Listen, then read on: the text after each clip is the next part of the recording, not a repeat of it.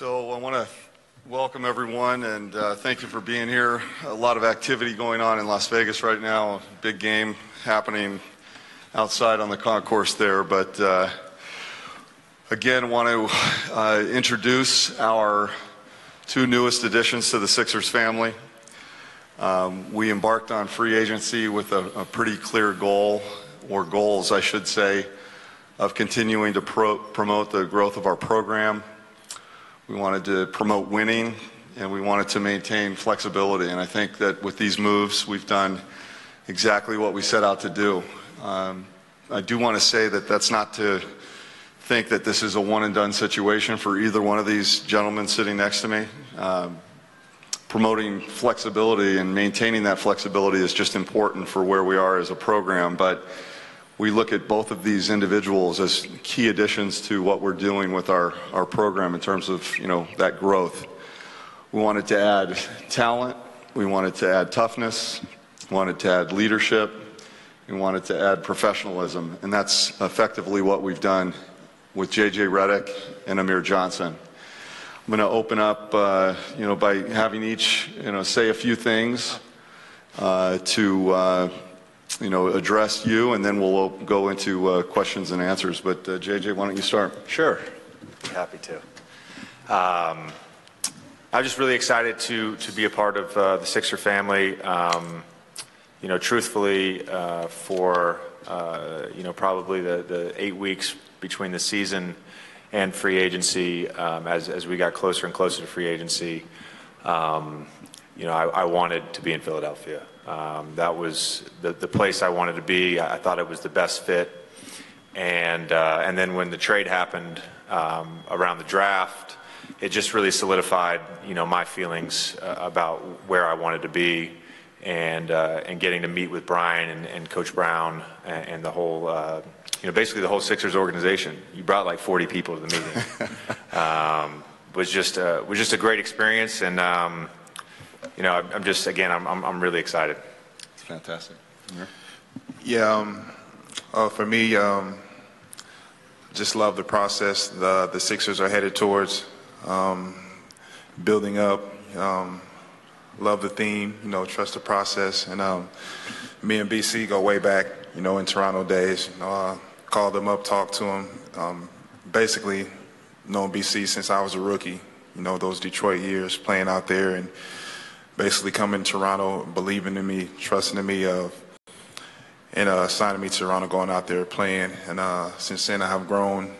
And for me to come here and be with BC again and be a part of the process of this team, I was stoked. I was very excited, and I'm happy to be a part of the family. I know Philly has a lot of history, and that they've been building up to be successful, and I'm excited to go through the process. So it's been a lot of time, as Amir mentioned, for us. I've seen him grow as a young man and develop as a player, and to see how far he's come. And he mentioned today when we were signing the contract, he came as solo the last time, and now he's got a family with him, 2 young kids and his partner, and just great to see him grow as an individual, but also as a basketball player. And then in JJ, when you talk about what this team needed more than anything, was a shooter. We arguably have the best shooter in the league, and on a team of facilitators and playmakers. And I'm putting some pressure on you, aren't I? I love it.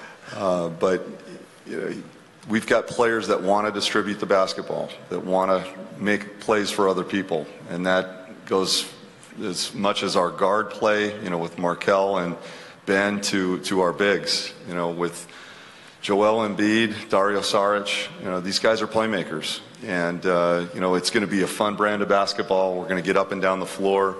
We talk a lot about the style of play, defend, pace, and space. I'm going to look for him for most of the defense. I'm going to look for him for most of the spacing. And pace will not be a problem with the young legs that we have on our team. But with that, we're going to open it up for questions, and very excited to have them join our family. Yeah. How you guys doing? JJ, you said, for the 8 months or whatever, 8 weeks, you wanted to really be a 76er. But what was the one thing that really stood out? I mean, aside from them getting the first overall pick. I told Brett Brown this when we met on July 1st, but the Sixers haven't been very good. And there's something about his disposition, the way he's coached this basketball team, the way he's embraced the process. The spirit of the Sixers has never been broken. And I think that speaks volumes to Coach Brown. He's, to be honest, he was probably the biggest factor in this decision. Is he someone that I've watched and I've wanted to play for, and I'm thrilled to be playing for him next year. And I think for me personally, that was the biggest thing, just the fit of playing in his system, and of course, the young talent this team has, and where I fit and sort of complement their talents. I think it's a great match. For both JJ and Amir, what do you envision your roles being on the team, and then what do you want to contribute? Definitely a vet presence. A lot of being a lot vocal, in the locker room. At the same time, just playing with a lot of grit and playing hard.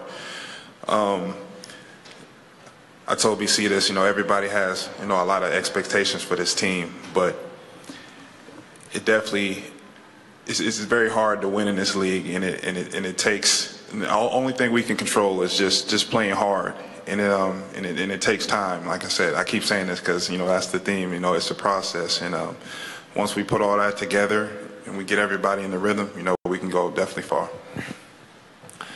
For me, obviously, shooting and spacing and all that, but I think the other thing that really excites me is just the opportunity to be a leader on this team and to be around younger guys. I think the idea of a change, I guess, in that regard was exciting to me, and something that BC and I have talked about, something that Coach Brown and I have talked about already.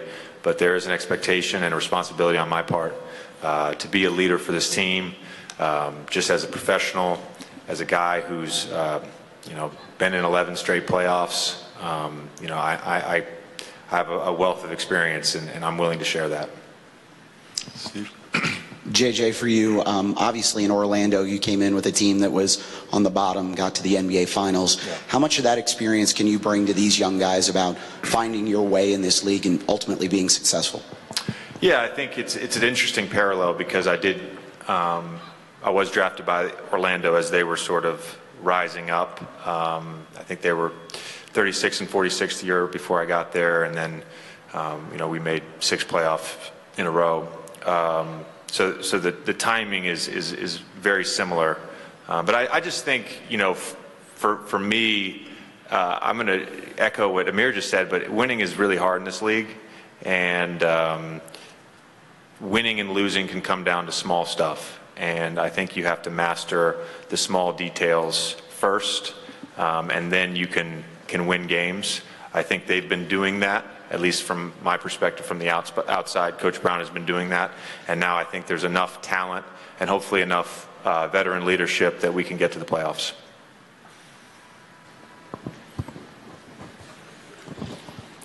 Brian, what do you think it says about the state of the franchise right now that 2 players as proven as these 2 are would be willing to come and join the organization? Well, I think it speaks to just the temperature in the market right now. People are looking at us as an up-and-coming team, a wealth of young talent that is on the cusp of something special. But we've put ourselves in a position, obviously, to have the flexibility to add players like this, but to be considered a positive place and a really exciting destination. I think we've turned the corner in that regard. I said last year we didn't really have the story set yet. I think we're in the middle of building that story even more so, and I think that this act today, signing these 2 types of players, enforces what we're doing. Now we have to speak on the court, and that will come in the form of winning. taking it from 10 games last year to 28, that's a plus 18. That's something we were proud of, but that's not good enough. And we certainly don't want to race out to the middle. We want to do the right things to continue to build this the right way. And making decisions like this is going to help us make those strides in terms of the growth and development of that core group of players that we keep talking about. But the fact that, JJ and Amir, coming from two situations where they were on winning programs and looking for a chance to come to help us do what we're about to do, it's exciting. And I think it's only going to continue to increase in terms of appeal, both marketing-wise and free agency-wise. Yeah. Brian, we see a lot of young teams that do bring in veteran players for leadership to show the young guys the way, but sometimes we'll see where they're maybe even further along in their careers or really toward the end. How important was it to find not only veteran leaders, but ones that can really contribute on the court to kind of back up whatever they're saying in the locker room as well?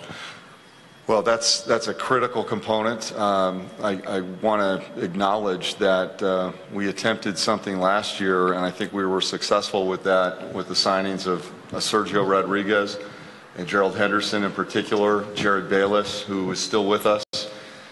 Jared is one of our hardest workers. He's in the gym every day first, and he's maniacal about what he does. He sets the example on the court. But you hit it. If you're not playing, it's hard to be that leader. We anticipate not only is Jared Bayless going to have a role this year on the court, but so are these two individuals here, big roles. So that's when it can be the most effective, the application of that experience and having a voice and setting the example, but doing so on the court in meaningful minutes. I think it's really important. Do you have a view on that? Yeah, I would just say Josh and Dave and Brian aren't paying me $23 million just to be a leader. I mean, they're paying me that because I can play, and same thing with Amir. So I totally agree with that sentiment. It's great to have those guys in the locker room, on the plane, on the bus, that can be leaders and take guys aside and sort of mentor them. But the most effective way is guys that can be on the court with you and in the moment, teach you, work with you. That's how you really get better, and that's how you win games. Keith? Got the mic? Got the mic? I know they're not paying you $23 million just to be a leader, but I want to ask both of you guys a question about leadership. Sure. And particularly in both of your careers. Like, when you were at Duke, you were the National Player of the Year. You also was a two-time All-American. And with that comes a lot of high expectations. And on this team, they have a lot of players with high expectations. And talking about you, Amir, in your situation was, you went to Detroit, you were a high school player, and you had to go up against veterans, grown men. And at practice, it was like the leadership that they showed you was basically like, we're going to go hard at you every day. But at the same time, they took time to tell you what you did wrong. And that enabled you to be in the league for as long as you have. And can you both of you guys address your own, your certain situations in regards to what I just said? Start first. Yeah, like you said, a young kid going in Detroit, 17, 18 years old, and basically stepping into a grown man world. Everybody on that team was probably 30 and up, and it just taught me. It taught me a lot, on the court and off the court, just to be a man and go in the gym, work hard constantly. That they always preached in my ear, like the work never stops. And I had to basically grow up quick, and for me, being on that team made me learn how to be a man and a player fast. And when I finally, my 4 years there, I was mainly just, that practice player, just learning from those guys, Rasheed Wallace, Ben Wallace, Chauncey, I can go down the list. And then with BC bringing me into Toronto, I felt like I was on my own now, and I was able to take that knowledge I learned from those guys and be able to use it in Toronto. And from there on, I was able to grow as a player in person, and I use it on the court. I'm always vocal. I'm always talking, and I got that from Rasheed Wallace, of course. You know, he's always vocal, and that's the main guys I got that from. And me being in my 13th year, you know, I feel like I have a lot to give, and I definitely will lead by example on the floor and have a lot to say to the young guys. For me, you know, I spent 4 years at Duke, and I was, I think, 22 my rookie year. So for a lot of guys, I was older as a rookie, but I still, you know, nothing could really prepare me for the NBA, and both on the court and off the court. And I was very fortunate to have some great veterans that set the tone for me, even guys that were, you know, similar in age to me, like Jameer Nelson, who's still one of my closest friends. You know, those type of guys really helped me those first few years. I'm actually reading a book right now called Falling Upwards by Richard Rohr, and one of the things he talks about in the book is the importance of elders in your life and in a group setting. And to really be an effective elder, you have to be in sort of the second phase of your life. And I think I would speak for Amir as well. Like, we're in the second phase of our career. We've been through enough now and have enough wisdom that we can be an effective elder. Nice. Over here. JJ, in that process, in 09, your third year, you finally kind of get to play, and it's against the Sixers. It's Game 6. You're thrust into action. As you recall, you had 5 threes, and then you go into that Boston series. As you mentioned, you guard Ray Allen. That really stoked your confidence. Talk about that, and it kind of set you in motion, if you will, as a young player. Well, I think in any career, whether it's sports or, you know, anything else, to get better and to have confidence, you need reference points. And so that was a huge reference point for me, those 8 games that I got to start in the playoffs in 09. We made the finals that year, and I really felt a part of that team and that process, whereas the first 2 years I really wasn't a consistent rotation player. So, you know, that was huge for me. And the other thing, too, is just being on that team and being on those Orlando teams where we were really good. We had a couple years where I thought, you know, we were one of the 2 or 3 best teams in the league. It really taught me the importance and the value of winning. Being around Stan for those 5 years taught me a lot of things about professionalism. And, you know, those are things that I've carried with me both on the court and off the court, and how I carry myself. This is for JJ and Amir also. What were your impressions of Joel Embiid in his rookie season? Very impressive. When I guarded him, I remember guarding him in Boston, man, and I didn't think he would be as strong as he was, and he hit me with the elbow, and it was a pretty hard one, and I kind of braced myself for that. But definitely impressive. He played 22 minutes a game, I believe, and he just put up incredible numbers. Know he's a great guy, you know, off the court. You know, I see him, you know, all over social media. Seems like a funny guy, and he seems like definitely a hard worker, man, and I can't wait to work with him. Obviously, Joel is an incredible talent. He's another big reason why I wanted to come here and play with him. You know, Coach Brown compared him the other night to Tim Duncan, so that's high praise, and that's somebody who's won in this league, and Joel can be the anchor of a championship-winning team. I think the thing that maybe people don't talk about as much is, you know, when Joel was on the court last year, the Sixers would have had the best defensive rating in the league. So, you know, to win in this league, you have to be great on defense, and I think with Joel as sort of the back line of a defense, we can do that. For both the players, what have been your impressions of Philadelphia coming through the league over the years, and how did that, if it did at all, factor into the decisions you made? Great cheesesteaks. Philly is a definitely unbelievable place. Great restaurants, great food, great atmosphere, and definitely always had love for Philly, you know. And I finally get to live here. I'm pretty sure I'll definitely see more, you know, and I'm definitely excited to be here.